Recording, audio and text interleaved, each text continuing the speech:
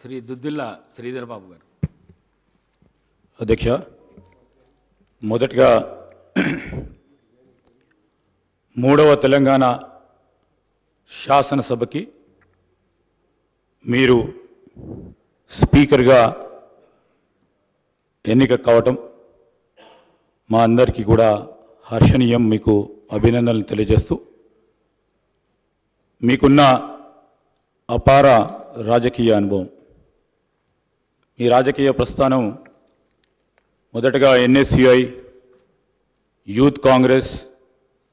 senior Congress లీడర్గా ఈరోజు party పరంగానే కాకుండా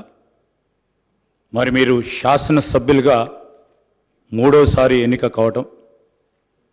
ప్రజా సమస్యలను పరిష్కార మార్గంలో పెట్టడానికి మీరు చూపెట్టిన చొరవ,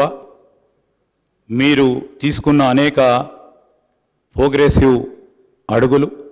తప్పకుండా మరి ఐడియలిస్టిక్గా రాబోయే తరాలకు కూడా ఒక ఆదర్శనీయంగా ఉంటాయని, ఆ క్రమంలోనే మీరు మొదటగా ఎంపీటీసీగా, మండలాధ్యక్షులుగా, దాని తదుపరి శాసనసభ్యుడిగా, చైర్మన్గా, మరి ఆనాడు పెద్దలు దామోదర్ రాజనరసింహ గారు ఎస్సీ సబ్ ప్లాన్కి సంబంధించిన ఒక ప్రధానమైన విధానపరమైన నిర్ణయం దేశ చరిత్రలో నిలిచిపోయే ఆ నిర్ణయంలో ప్రధాన భాగస్వాములుగా మీరు నిలవటం, ఆ క్రమేణా మీరు ప్రజా జీవితంలో ప్రజా సంక్షేమము, అదేవిధంగా ప్రజలకు దగ్గరగా ఉండాలని, ఓడినా నేను మీకున్నానని ఒక ధైర్యాన్ని ఇచ్చి ముందుకు నడిపిన వైనాన్ని ఈరోజు గుర్తు తెచ్చుకుంటూ, మరి మీరు మంత్రిగా హ్యాండ్లూమ్స్ అండ్ టెక్స్టైల్స్కి సంబంధించి ఉమ్మడి ఆంధ్రప్రదేశ్ రాష్ట్రంలోనే ఆనాడు ఎయిర్పోర్ట్స్లో కానీ, రైల్వే స్టేషన్స్లో కానీ, కాలేజీలో కానీ, బస్ స్టాండ్స్లో కానీ మీరు హ్యాండ్లూమ్స్ను ఎంకరేజ్ చేయాలని, ప్రోత్సాహం చేయాలని స్టాల్స్ పెట్టడం, ఆ క్రమంలో హ్యాండ్లూమ్స్ అండ్ టెక్స్టైల్స్కి సంబంధించిన వారన్నిటిని కూడా ఆదుకోవాలనే మీ ప్రధానమైన ఉద్దేశాన్ని ఈ సందర్భంలో మరి జ్ఞప్తికి తీసుకొస్తూ, రాబోయే కాలంలో కూడా మరి ఇప్పటివరకు కూడా ఒక మంచి సాంప్రదాయాన్ని మూడవ శాసనసభకు సంబంధించి, తెలంగాణ శాసనసభకు సంబంధించి ఒక మంచి సాంప్రదాయాన్ని ఏర్పాటు చేయాలని సభానాయకులు మరి ముఖ్యమంత్రి గారు ప్రతిపాదించిన మీ అభ్యర్థిత్వాన్ని మేము కోరగానే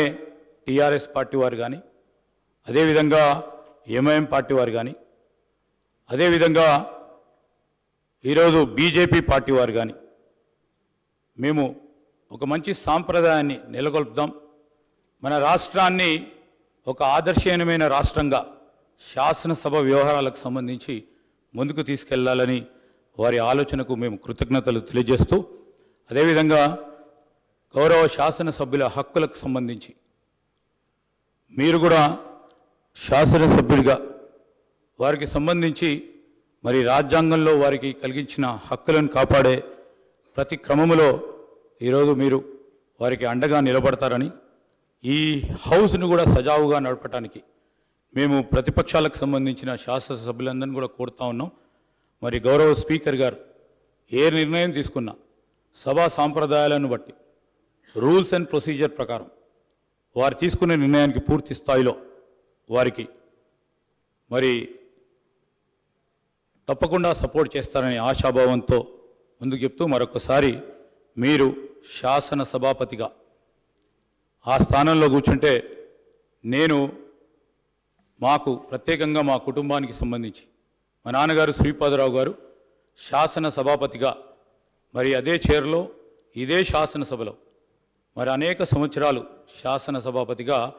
వారు ఈ శాసనసభను నడిపించిన వైనాన్ని ఒకసారి జ్ఞప్తికి తెచ్చుకుంటూ, మీరు